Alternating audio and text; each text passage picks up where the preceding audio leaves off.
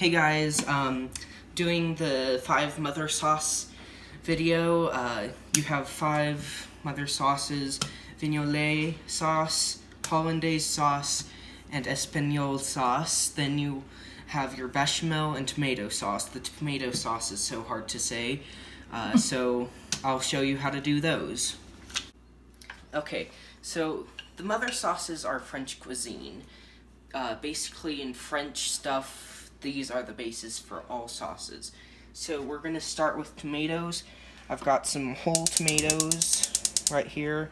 I've got the juice they're stored in right there in case I want to thin out this. I'm going to put them in there. Then here's where you make your first big decision.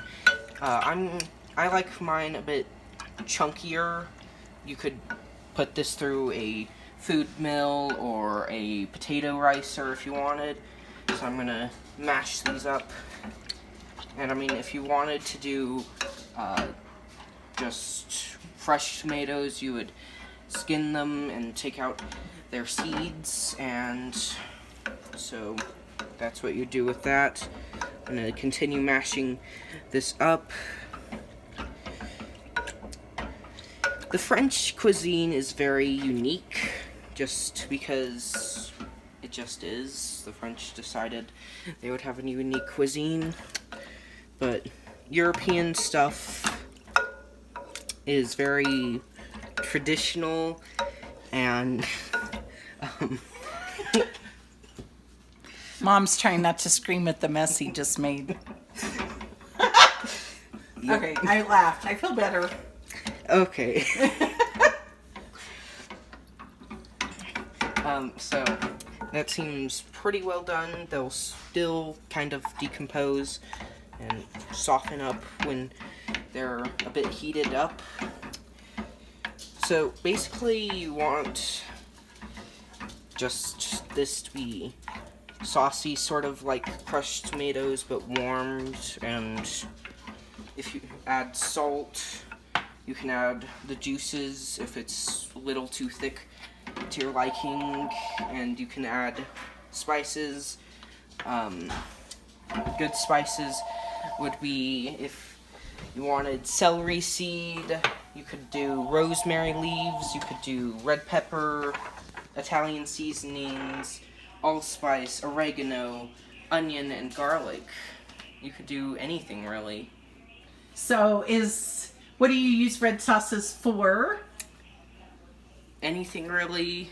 You could serve it with chicken, so you just cook some chicken and you needed a sauce to go with it. You would put that, just top it, or you could even cook the chicken breast with the sauce that you make. And really, you could garnish hardly anything. Well, you can garnish everything, basically, that's savory. But really, red sauce has flavor that's very desirable, and it's acidic. So if you have someone who has really bad heartburn, you can add butter to it, which is interesting, but it's basic so that the sauce will become a bit less acidic, so that your person who ate your red sauce isn't dying at night with heartburn. And yeah, so I'm gonna add some granulated garlic because I love garlic.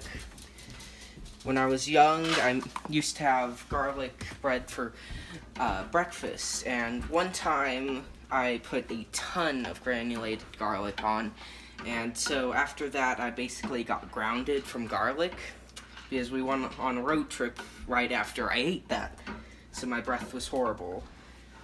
Then I'll probably add a bit of celery seed. I also love celery seed. It just tastes amazing, lends flavor. And I'm gonna let this simmer and let the flavors deepen, and then we'll go on to our next sauce. Okay, so now we're going to go on to the Espagnole sauce, which is a dark gravy. In my opinion, with sauces, it's one of the essentials to cooking, and here I have a 1/4 cup of butter, and I'm just melting that down. But being able to sauce something and garnish something can take something very basic to just a chicken breast, say, which can have an art, but without garnishing it, it does look kind of basic. But if you garnish it with a sprig of mint, it may look very nice. And if you put sauce over it, it will have a different color, it'll have flavor, it will get smells, and in my opinion, cooking should be about all 5 senses, not just taste. It should look good, it should smell good, and it should taste and good, and as well as being able to have a good texture in your mouth. So my butter's good. I'm gonna start with a 1/4 cup of flour. And then I'm gonna make what's called a roux, which is just butter and flour. I think it needs a bit more flour, probably about 1/8 of a cup. I like my roux about that thick when I'm making sauces with them, so I'm gonna let that cook just a little bit. Then you'll want to get out your whisk and Espagnole's a dark gravy, so I'm using beef broth, and then add just a little bit. This is how I get my sauces to start thickening up and incorporating it. Just adding it very slowly as far as the quickness goes. Then mix it around. This sort of ensures that your sauce is going to be nice and thick.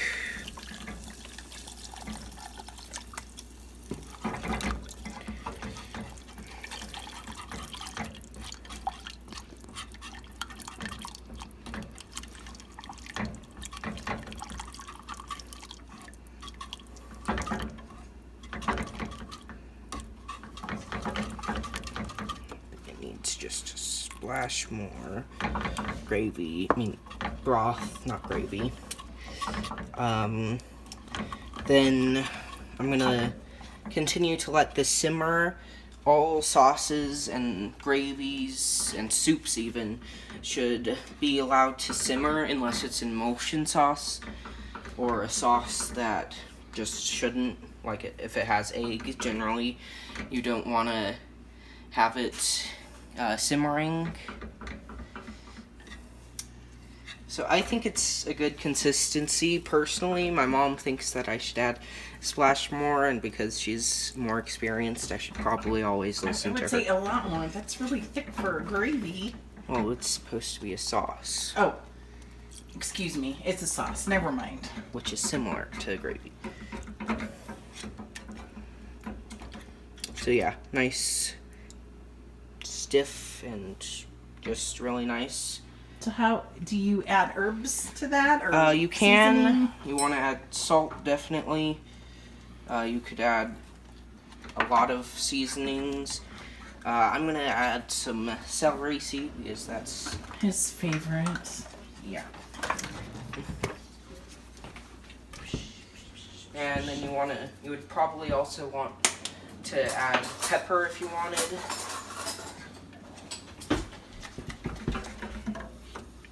Sorry, we're actually gonna taste this. Look at that. Coats the back of a spoon. It's good, I think. Just the right amount of salt. You get a little bit of celery-ness. That's really yummy. In my house, in the house, I've been assigned the job of saucier. Saucier! Wouldn't you like to have a saucier that cute at your house? Woohoo! Are you done? Yes. Okay. Okay, we're back to the real chef here. Okay, so I'll be Saucier. making some emulsion sauce called Hollandaise, or the Dutch sauce. There's many names that goes by. Emulsion sauces are pretty cool science-wise because oil and water don't mix. You could put Dawn or a detergent of any type into a mixture of water and oil, and then they would mix, but then you can't eat it. Or what you could do is you could get egg yolk, and with Hollandaise, well, egg yolk, and put oil in it, which is what mayonnaise is, and aiolis and those type of things. Hollandaise is the same concept, but with lemon juice. So I'm gonna put, here is 2 egg yolks, and then a tablespoon of lemon juice, and then I'm gonna mix those just a little bit. Then I'm gonna put that over a double boiler of and the water is just barely simmering. That's one of the ways. And then here I have a third of a cup of butter melted. I'm gonna mix that a little bit. And like 1 drop at a time, I'm gonna mix it. And what happens if you put too much in at once? It's similar to curdling. It looks like it curdled, but it's basically, the butter has escaped, I guess, the confines of the egg yolk, and it looks very disgusting. Had that happen to me a few times.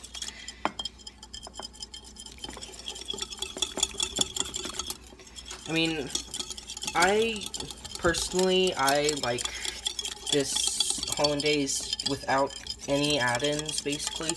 But I know some people will put, like, Dijon mustard in it, and do whatever you like. That's what cooking's about, I guess. But, so you're making sure you incorporate the oil completely in your acid and egg yolk mix. Well, assuming that we look at the lemon juice as an acid. It is an acid. Okay, and then when that's fully incorporated, you add a little more. Yep. But you have to be patient with this one, yes? Yes. Extremely. Extremely. More patient than Mom is when she makes it, which is why you're the saucier. There we go. Yep. True stories.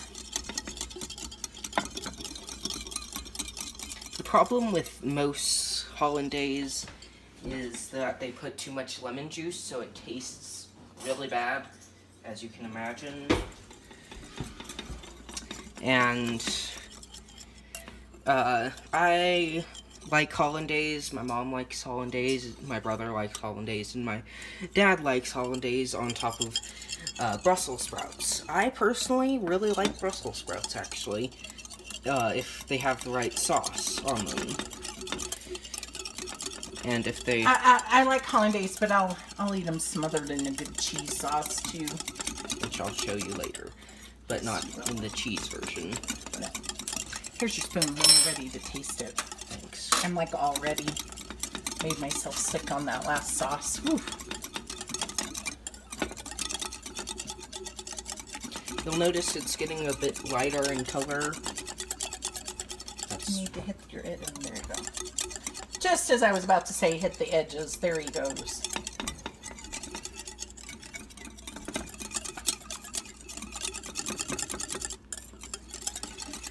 So basically how this thickens up is sort of similar to a custard, where the egg cooks, well, the egg yolk cooks and thickens it up. And, yeah. And just... We're getting close to being done with the 3rd cup of butter.